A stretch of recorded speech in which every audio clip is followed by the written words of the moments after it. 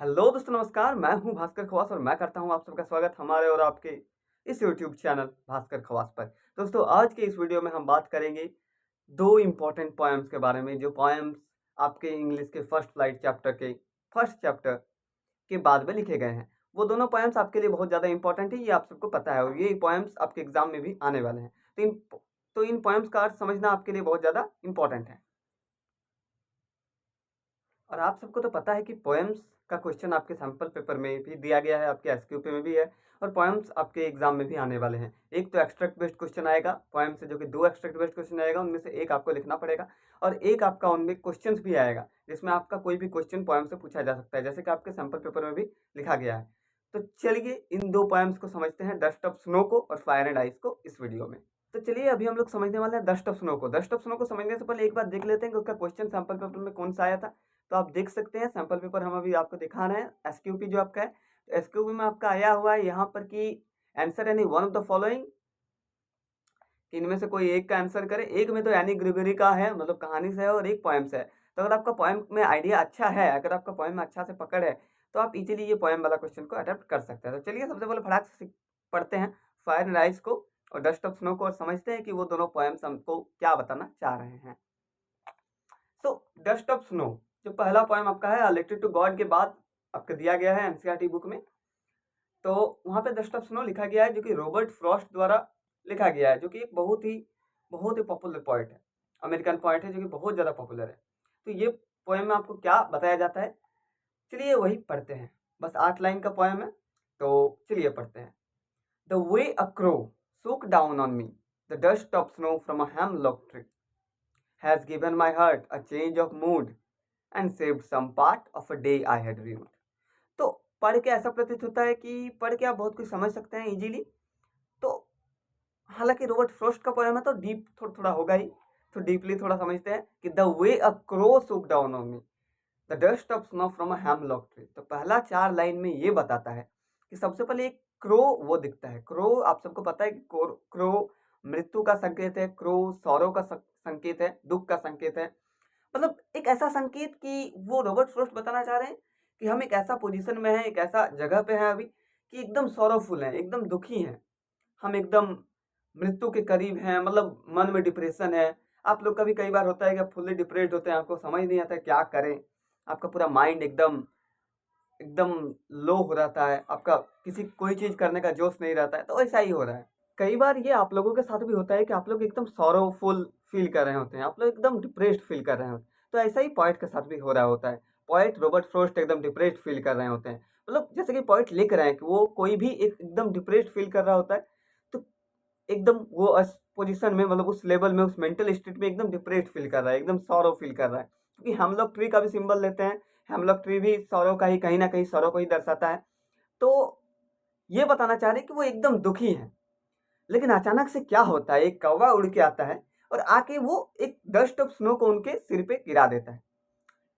तो जैसे ही एक डस्ट ऑफ स्नो गिरता है, तो इंसिडेंट में क्या होता है वो आगे के 4 लाइनों में रॉबर्ट फ्रॉस्ट लिखते हैं। He has given my heart a change of mood and saved some part of a day I had ruined। मतलब वो मेरे दिल को, वो मेरे दिल में एक मूड को बदलने का काम करता है। जैसे ही उन पे गिरता है वो डस्ट ऑफ स्नो, तो उनका पूरा मूड चेंज हो जाता है, वो उनके दिल पे एक बहुत ही बड़ा प्रभाव कर देता है, और उनका जो मूड होता है वो पूरा मूड उनका चेंज हो जाता है। And saved some part of a day I had ruined। और मेरा जो डे रिग्रेट में, पछतावा में जा रहा था, और मेरा जो बाकी का डे जाने वाला था, मतलब अभी आप डिप्रेस्ड हैं, अब अगर आप डिप्रेशन में रहेंगे तो जाहिर सी बात है कि आपका जो डे का आने वाला घंटा है या आने वाला टाइम है, वो भी आपका खराब जाएगा। तो वो क्या होता है, वो आपका मूड को चेंज कर देता है, मतलब जो पॉइंट है उनके मूड को चेंज कर देता है। उनका जो डे रिग्रेट में जाने वाला था, उस डे को भी वो बचा लेता है। तो इस कविता से पोएट रॉबर्ट फ्रॉस्ट हमें ये बताना चाह रहे हैं कि कभी-कभी क्या होता है, एक छोटा-छोटा इंसिडेंट भी बहुत बड़ा इम्पैक्ट ला देता है। एक छोटा-सा इंसिडेंट क्या हुआ कि एक क्रो, जो कि सॉरोफुलनेस का सिंबल है, एक क्रो उड़ के आता है, एक डस्ट ऑफ स्नो को गिराता है, वही देख के उनका पूरा मूड चेंज हो जाता है। तो ऐसे ही होता है कि कोई कई बार कोई छोटा-सा इंसिडेंट आपका पूरा मूड को, पूरा माइंड को चेंज कर देता है। या यहाँ पर क्या होता है, यहाँ पर डिप्रेशन से, यहाँ पर जो पोएट डिप्रेशन में थे, सॉरोफुल में थे, नेगेटिव माइंडसेट में थे, नेगेटिव माइंडसेट से उस पोएट को पॉजिटिव माइंडसेट में चेंज हो जाता है। उनका माइंडसेट बहुत ही अच्छा होने लगता है, उनका मूड पूरा चेंज हो जाता है, उनको कुछ करने का उमंग आने लगता है, कुछ करने का जोश उत्पन्न होने लगता है। उससे पहले क्या था कि उनको कुछ करने का मन नहीं कर रहा था, वो पूरा बोर फील कर रहे थे, फुल्ली डिप्रेस्ड फील कर रहे थे, लेकिन अब ऐसा नहीं है। अब उनका मूड पूरी तरह से चेंज हो गया है। तो यही था रॉबर्ट फ्रॉस्ट का एक स्मॉल सा पोएम, छोटा सा पोएम, जिसका नाम है dust of snow. Thinking about the poem में लिखते हैं एनसीईआरटी बुक में कि this poem presents a moment that seems simple but has a larger significance. Compare this other quotation from Robert Frost. Robert Frost का ये quotation है कि always a larger significance, a little things touches a larger thing. बहुत बार क्या होता है कि छोटा सा चीज बहुत बड़ा इम्पैक्ट डाल देता है। एक छोटा सा घटना आपके जीवन में बहुत बड़ा इम्पैक्ट डाल देता है। एक कोट हमको याद आ रहा है जिसमें कहते हैं कि one text, one voice, one message, one word can even change your mood from positive to negative or even negative to positive. एक मैसेज, एक टेक्स्ट, एक कॉल, एक शब्द आपका बहुत कुछ, आपका पूरे मूड को चेंज कर सकता है। तो यही ये कविता में रॉबर्ट फ्रॉस्ट बताते हैं। होपफुली अब आप इनके सारे क्वेश्चंस को कर सकते हैं। एक बार अगर क्वेश्चन आंसर को फटाफट देख लेते हैं तो कि what is dust of snow, what does the poet say has change his mood, what has the poet's mood change. मतलब डस्ट ऑफ स्नो क्या है? डस्ट ऑफ स्नो एक कोई भी ऐसा इंसिडेंट है जो घटता है, जो घटने के बाद पूरा मूड ही चेंज हो जाता है। तो डस्ट ऑफ स्नो हम लोग ट्री से गिरता है। अगर रियलिस्टिक अकॉर्डिंग टू पोएम लिखेंगे तो ऐसे लिख दीजिएगा कि डस्ट ऑफ स्नो हम लोग ट्री से गिरता है, जो क्रो आता है वो गिराता है। और क्या होता है कि अगर हम पोएम के अकॉर्डिंग देखें, अगर थोड़ा डीप देखें, डीप सोचे, तो डस्ट ऑफ स्नो एक ऐसा इंसिडेंट है जिसके घटने से पूरा पोएट का मूड ही चेंज हो गया। कोई भी इंसिडेंट अगर है वो आप पे घटित होता है और आपका पूरा मूड चेंज होता है।